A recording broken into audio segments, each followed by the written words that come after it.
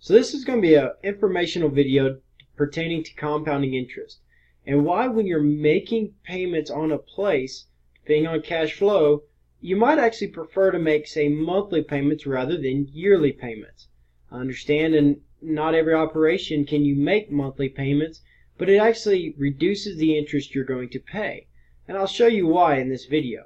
So let's say you're borrowing $100 from your buddy, and he says, "I'll pay me back within the next year, but I'm going to charge you 12% interest." So now you've got two options. You can either pay him back at the end of the year, or you can make monthly payments. So let's see what happens if you make monthly payments. Or let's go ahead and look at if you make a yearly payment first. So what happens is it's 12% APR.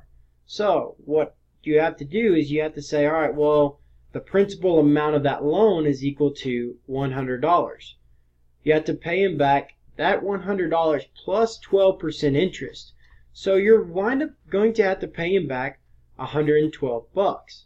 You can find that by saying, all right, well, it's $100 times 1.12 because that's 12% interest APR. You have to pay him back $112.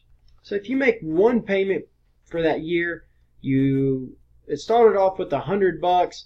You have to make a payment of $112. That interest payment is $12, and we can see that by taking that beginning balance times interest divided by the number of times per year, and that principal payment is $100. So you pay $112 on a $100 note, paying it one time a year.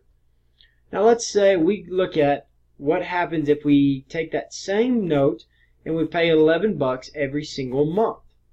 Okay, let's go ahead and evaluate that particular example. The beginning balance is $100, and the interest payment of that first month is equal to the beginning balance times the interest divided by the months. Now that makes sense because that is this 12%, this 0.12 is APR. You have to take the annual percentage rate and divide that by the amount of times you're making that payment per year. So over here, that was 12 divided by 1. On this side, it's going to be 12 divided by 12. So what happens is you're only actually paying on this first month $1 in interest. Okay? So you pay $11, you pay $1 in interest, your principal payment is $100 or $10, and now at the end of that first month you only owe your buddy $90. Okay, so at the beginning of the second month you still owe him $90, but now that interest per month is only 1%. So what is, say, 1% of $90? Well, that's actually equals 90 cents.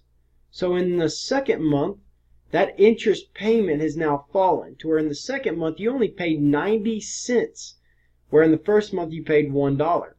Okay, so now you're paying 90 cents. Your principal payment has gone up. Your ending balance is now, that's actually going to be slightly less than $80. So let's go ahead and put that in number format. And the next month you owe only $79.90. Okay, now that you owe $79.90, the 1% of $79.90 is basically 80 cents. So now you see your principal payment is going up as well, and the ending balance is going down quicker. And you can keep going through this over and over again. And whereas before over here you're racking up an interest payment of 1% each month.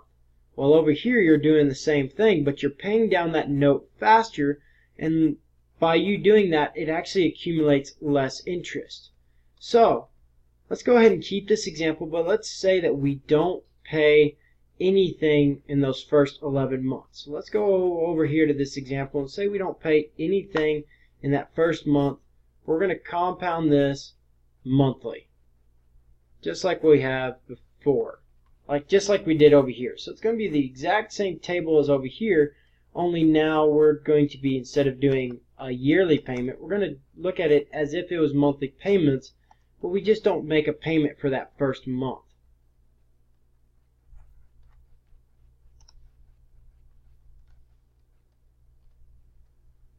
So that ending balance is now going to be equal to the principal, or the beginning balance, plus the interest. So at the end of the first month, you now owe 101 bucks, but you haven't paid anything off. So at the beginning balance that second month, you owe 101. Now you don't make any payment. The interest for that second month now increases.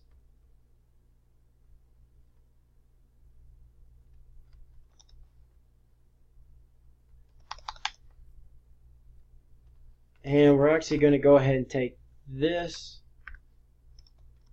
times the interest divided by that amount.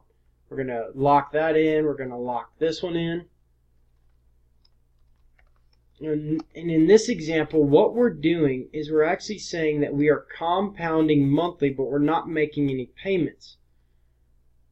So we can actually drag these on down. And what we see is, by month 12, or even by month 10, for example, you now owe 110 bucks. And by month 12, you now owe over $112. So, the moral of the story is, because of compounding interest, the more it compounds, the more frequently it compounds, it could either work to your advantage or disadvantage. In this example, it's working to your disadvantage if you're not making payments each month.